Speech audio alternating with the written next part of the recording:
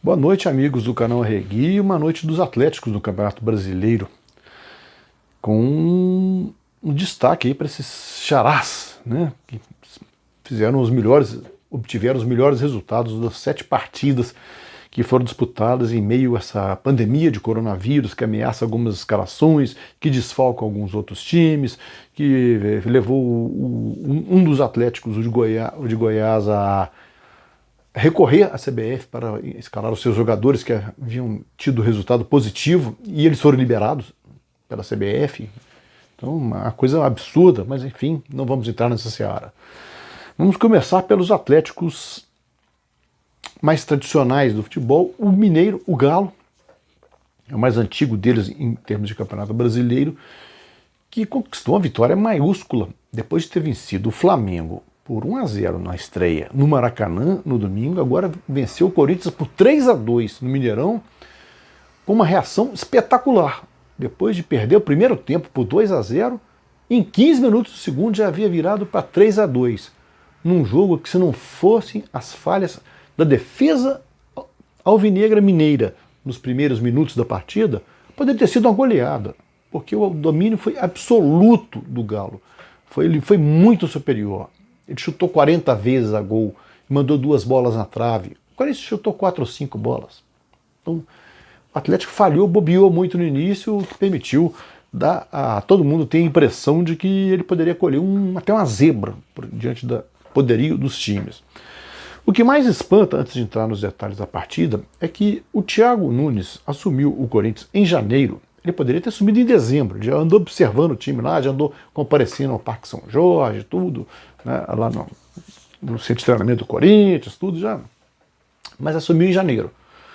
O time, nesse tempo, ele contratou o Luan, contratou o Ederson, que brigou com o Cruzeiro, entrou em litígio, e contratou recentemente o Jô.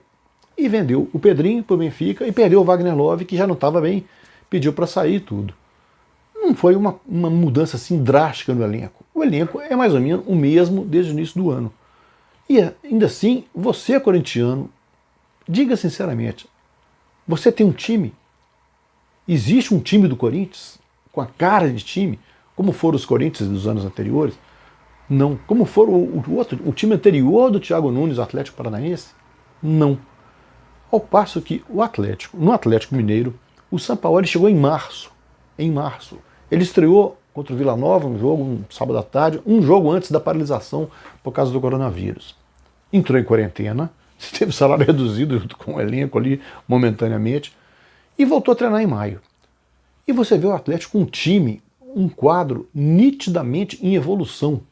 Há uma cara, um esboço, ali há uma ideia de jogo, há um conceito de jogo, de não deixar o adversário respirar, de atacar incessantemente, como era o Santos. Só que o Santos tinha um elenco mais enxuto do que o Galo, então ele sentia um pouco mais isso. Ainda assim foi vice-campeão brasileiro.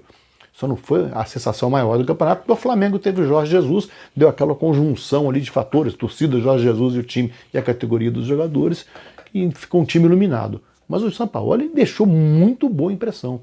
E a diferença entre ele e o Thiago Nunes, eu não estou comparando quem é melhor, quem é pior, mas a concepção de jogo está aparecendo no time mineiro e não aparece no time paulista. Diante disso, vamos ao jogo. O Atlético entrou com 4 mudanças na escalação, por opção do técnico do Sampaoli. Ele sempre muda. O Corinthians mudou com 4, porque tem o Gil com coronavírus, né? Ele barrou o Luan, então andou com mudança, o Fagner contundido. Então ele mexeu em toda a defesa, né, praticamente. Aos 11 minutos, uma falha do Guga, cabeceou mal a bola para trás, a bola sobrou para o Sid Clay, que jogou na lateral esquerda, o Sid Clay cruzou para o Arauz, outra das surpresas do time, o Arauz, não sei se ele quis chutar, se ele quis cruzar, se ele mandou em direção à pequena área, o Jô mergulhou de cabeça e matou o Rafael ali, 1-0 o Atlético, Corinthians. O Atlético foi para cima, o Cássio fez 2 defesas espetaculares de Cássio, dignas de Cássio, e aos 29 minutos, na única boa jogada do Corinthians em toda a partida, jogada efetiva, o Matheus Vital carregou da direita para o meio, tocou para o Jô devolveu de calcanhar, o Arauz entrou na corrida e fulminou 2-0 o Corinthians. Que primeiro tempo era esse, gente? Ainda teve tempo para uma bola do Marrone na trave, para o Atlético aos 35, mas o Corinthians, virando o jogo no intervalo, teria todo um segundo tempo para contra-atacar ali. desde que tivesse o contra-ataque. Mas não tinha. A bola parava no show, ele amolecia, não tinha a velocidade. O Michel na lateral direita é muito pior do que o Fagner, muito pior. O Sid Clay até que jogou razoavelmente bem, melhor jogo dele na volta aí, pelo menos no primeiro tempo. Mas o Corinthians não explorou, ficou assustado, acanhado. Enquanto isso, o São Paulo no Atlético fez 2 substituições, né, e o Johan entrou, ajeitou, foi uma das substituições, entrou e mudou totalmente a feição do time do Atlético. O Johan entrou, o Keno foi para a esquerda, saiu o Marquinhos, o time mudou. O Savarino, o venezuelano, também entrou, então mudou totalmente a concepção. O Atlético foi para cima, com coragem, com determinação, não deixou o Corinthians respirar, igual ele tinha feito com o Flamengo no domingo. Logo aos 7 minutos, o Johan fez 2-1. Chutou uma falha do Cássio. A bola passou ali debaixo dele, parece que ele saltou atrasado. Ele, que vinha sendo o grande nome do Corinthians, falhou ali. Aos 10 minutos, um chute atravessado do Savarino de direita, o Cássio defendeu, soltou, o Johan veio no rebote, 2-2. Esse lance foi para o VAR, demorou um pouquinho a ser confirmado, mas o árbitro confirmou o gol legal, estava na mesma linha. Aos 15 minutos, um belo chute da entrada da área do Natan, da meia-lua ali, um belo chute, matou, a bola bateu na trave, enganou o Cássio, 3-2 a virada do Galo, né? Uma loucura, um jogo impressionante, uma atuação ali. E quem foi para cima foi o Atlético, não foi o Corinthians não. Ao 17, novamente o Natan tentou chutar de fora da área, sentiu o músculo, saiu chorando de campo, substituído, vai desfalcar o Galo nas próximas partidas. Ele vem sendo o destaque do time, é o artilheiro do time na temporada. Teve um quarto gol do Hever em 2027, anulado. Eu não sei se o VAR ali contribuiu para a anulação, eu tenho minhas dúvidas. Eu achei a posição legal. De todo mundo ali.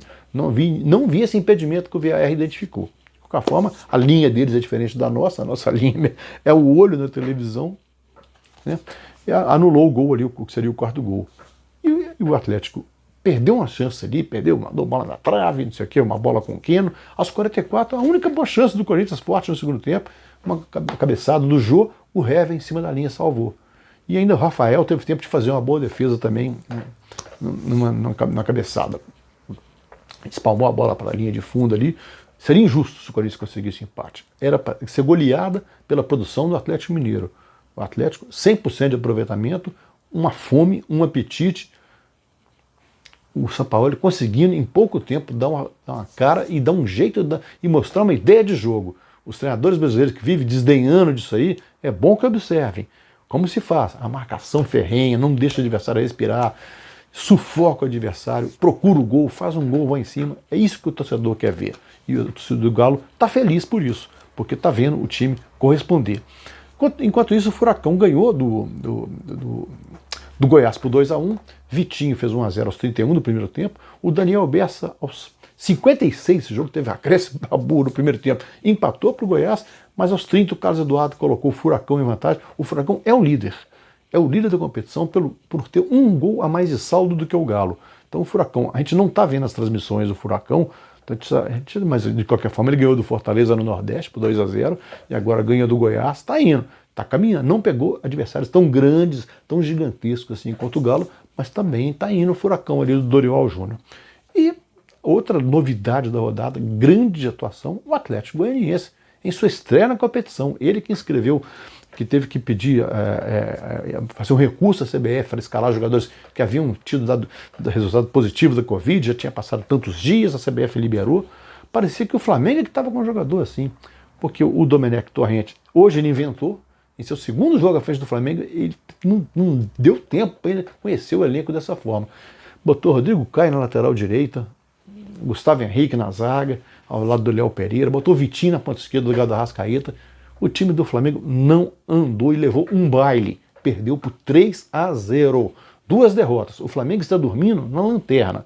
Pode ser que ele saia da lanterna se o Fortaleza perder no jogo de amanhã. O Fortaleza joga na quinta, mas no primeiro tempo 2-0, Yuri aos 15 e o Jorginho um golaço aos 31 de fora da área no ângulo. Aos 16 do segundo, Gustavo Ferrares, o terceiro, outro golaço de fora da área no ângulo.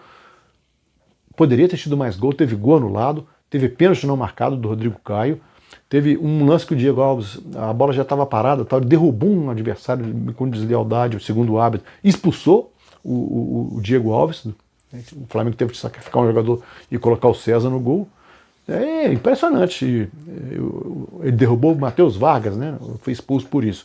O Atlético Goianiense terminou em cima, o time do Wagner Mancini, grande surpresa na estreia, matando o campeão brasileiro. O Dominique Torrente tem que ser um pouco mais humilde. Ele botou o Rafinha no intervalo de novo, botou o Rafinha, depois voltou com a Arrascaeta no segundo tempo. Tem que ser mais humilde, ver o que estava dando certo antes com o Jorge Jesus. Não querer inventar, botar a sua colher ainda. Deixe para botar a sua assinatura depois, se você estiver conhecendo o elenco, as possibilidades dele, quem que ele pode contar ou não. 2 derrotas, preocupante esse início do Flamengo. Nos outros jogos, Bragantino 1, Botafogo 1, Alejandro aos 6 do primeiro tempo, o Bragantino, e Matheus Babi aos 19, Botafogo. Segunda empate do Bragantino na competição, né? Time que vem com tudo aí e tal, que sai ganhando os dois. Não, ele empatou com o Santos no fim de semana, né? Saiu ganhando em casa e concedeu empate no Botafogo. Bahia 1, Curitiba 0, um gol de Rodriguinho de pênalti. Bahia se recuperando um pouco das más jornadas anteriores aí, embora tenha sido campeão baiano, nos pênaltis no fim de semana. Um jogo horroroso no Maracanã. Fluminense 1, Palmeiras 1. O Palmeiras não desenvolve com aquele tanto de jogador bom, não tem ideia de jogo, não tem uma concepção. É um time modorrento. Abriu o placar com o Luiz Adriano aos 14, aos 38 sofreu o empate com o Evanilson. Para destacar no Fluminense, o Fred saiu contundido no meio do primeiro tempo, sentindo a contusão muscular. O Fred foi um grande artilheiro. Dificilmente voltará a ser. Ele que tem 143 gols em brasileiros, pode até chegar a ultrapassar jogadores que estão, a Edmundo e Romário, que estão mais ou menos na frente dele. E encerrou também o jogo que terminou recentemente. Ceará 1, Grêmio 1, Kleber aos 43, o primeiro para o Ceará, Tassiano aos 26, o segundo para o Grêmio. A rodada se completa nesta quinta-feira com a estreia do São Paulo diante do Fortaleza. O São Paulo, dependendo do placar, vencer, o Fortaleza pode tirar a lanterna do Flamengo ou não. Inter e Santos, um time que venceu, o Inter também pode fazer 100% aí. E Vasco, o Sport, a estreia do Vasco contra o Sport, que já ganhou o primeiro jogo do Ceará, que é outro time que pode tentar fazer 100% também. É isso aí, meus amigos. Inscrevam-se no canal RG.